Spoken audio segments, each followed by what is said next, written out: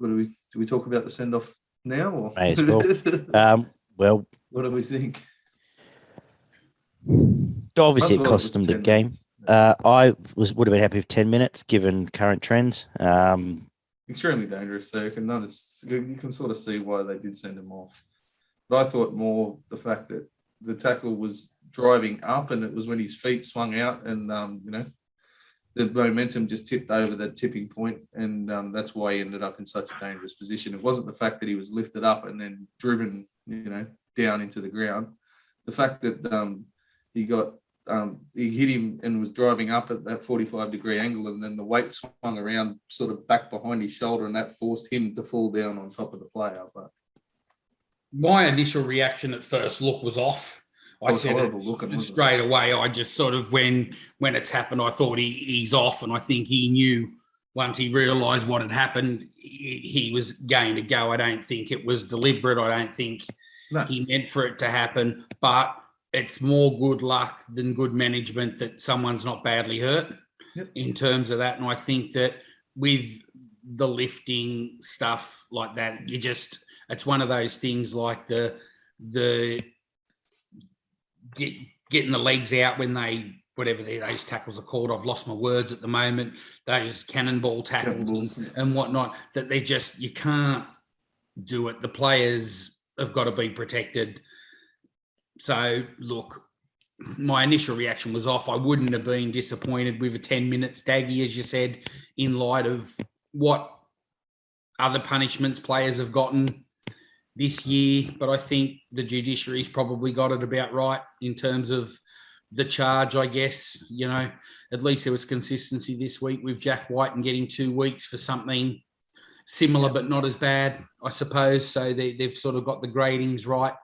Probably if that's their baseline for them.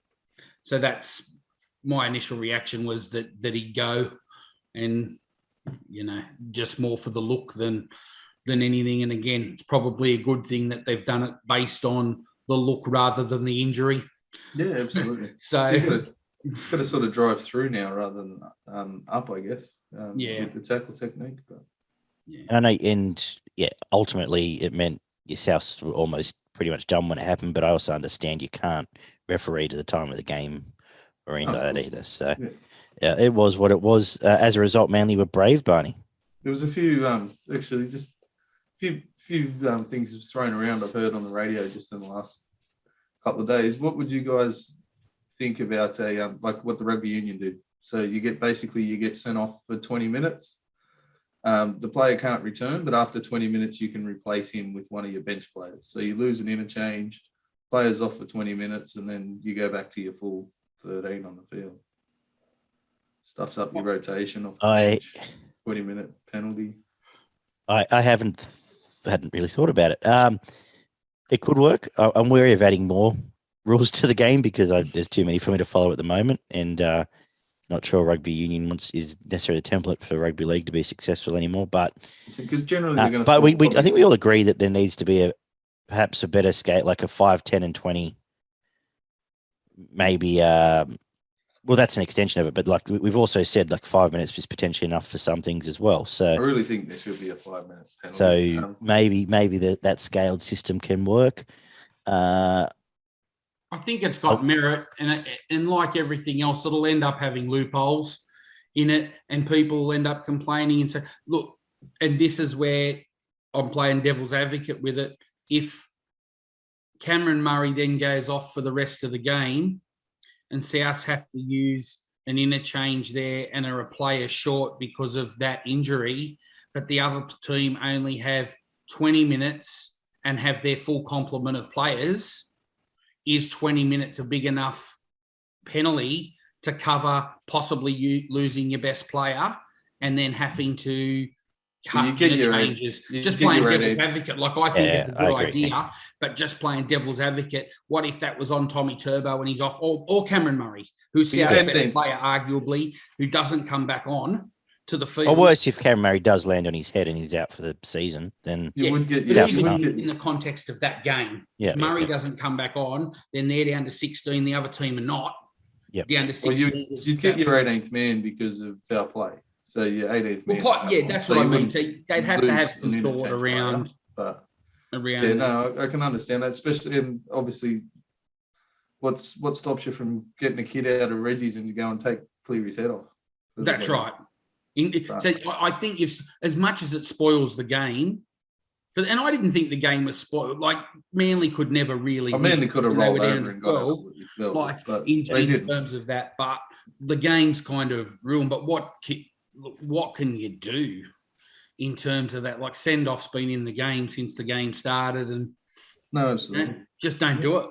I suppose that's it. In the end, don't do it. Don't drive 100 in a 60 zone, pissed, because if you get caught, there's consequences. You can't whinge about it. Yeah. No. What do you think of South's performance, Sandbarn? I thought there was a few strong individual performances from South, but I really think they're struggling as a team to gel together, especially their back line. It seems to get to certain points in the field and just shuts down constantly.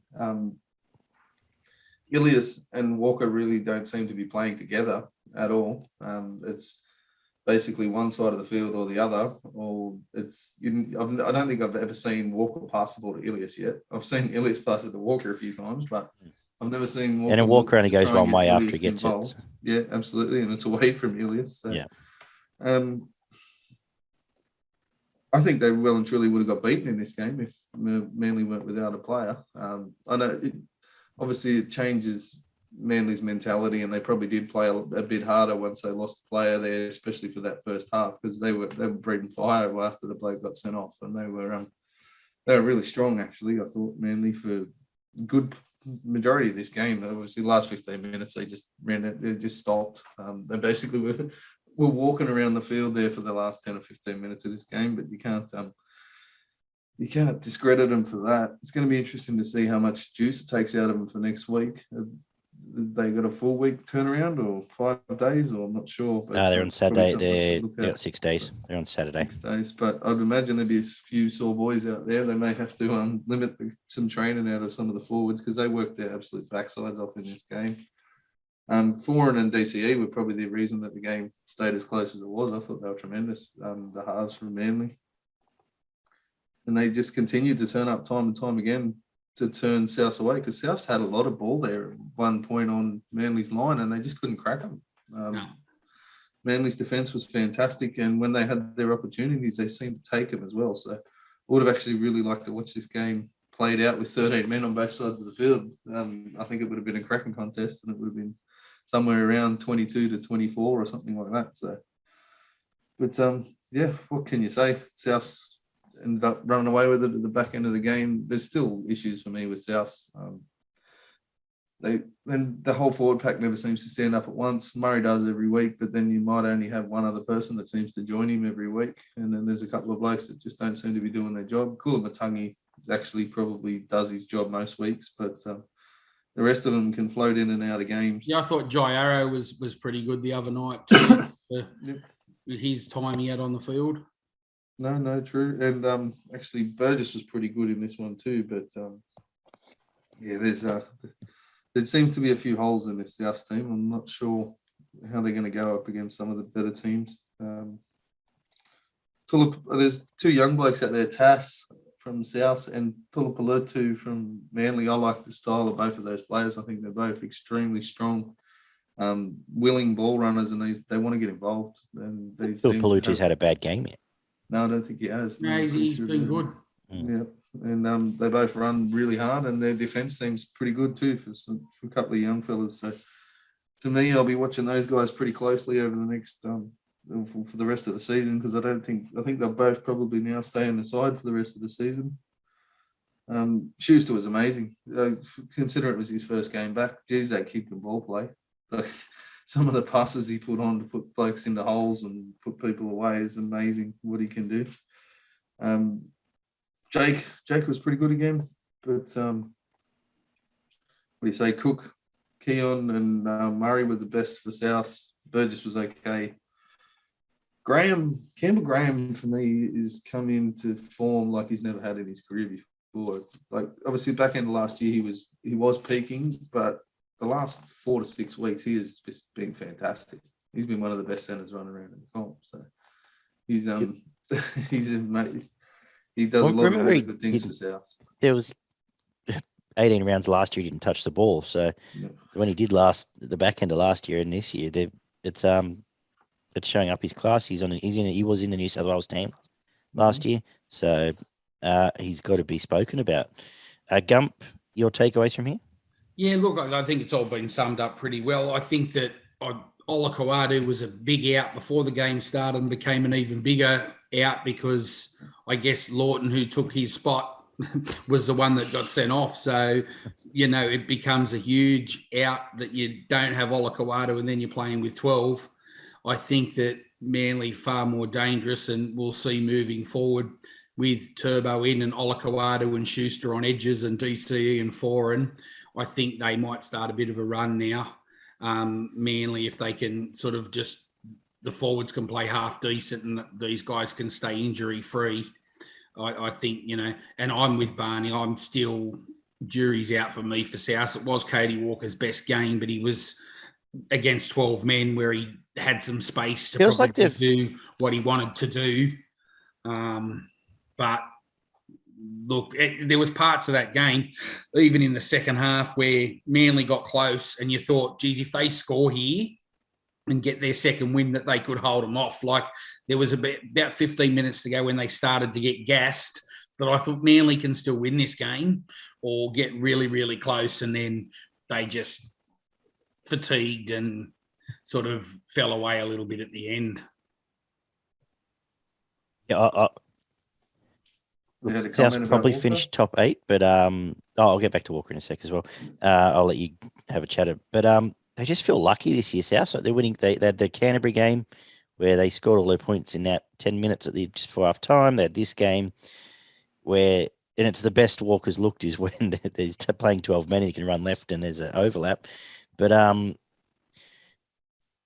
his kicking's not A grade. Oh, he doesn't have a kicking game. Really. No, well, that's right. So he's relying on Ilias there, and then I don't think his leadership's A grade. So they're missing two key aspects, and they're running around for 20-year-old halfback. So I don't quite know. I have been underwhelmed by him, put it that way. But I don't know. I don't know if I necessarily expected to be expecting much more. If that makes sense. What were you thinking, Gump? Yeah, I think they're around. Yeah, I didn't. My expectations were the bottom part of the 8, and I think that's probably still where they'll finish by virtue of the fact that they're just better than most other teams, and they've got enough stars in their team probably to win them games that they need to win. Latrell comes back into the team, and if he's fit for 12 games, do they win 8 of the 12 that Latrell plays against teams that are around them, which is probably enough to get them there. But look, I can't see them really figuring to beat the good teams when the games matter on what I'm seeing.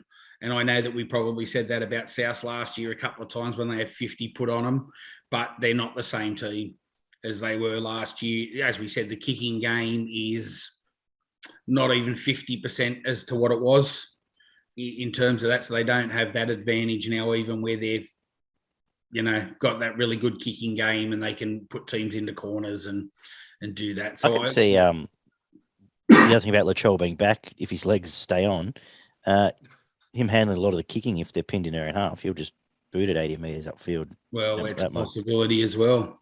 Yeah. Any else, boys? I tip. It's funny because I tipped Manly this game, and even though I didn't get points for it, I was pretty happy with the tip at the end of the day. So. If they 13 on 13, you get your point. Yeah. So and I don't get mine because I pick South. So. Yeah. I'll take that as a point that I shouldn't have got in tipping. Yeah, but it's all. What's it all mean? 3-2-1s. You have to give it to Walker. I think he was obviously the bloke who created most of the points for the team. DCE I gave 2 points to, and I gave Tom Burgess the 1. The only one that I might have different there is Kieran Foran in there, but you'd probably need 2 South players and 1 Manly player, so I'm happy to go with. Well, I think it's the first time Burgess I think he made something like 8 or 9 tackle busts, and he hasn't done that. Yeah, and he was strong. So. He was real strong.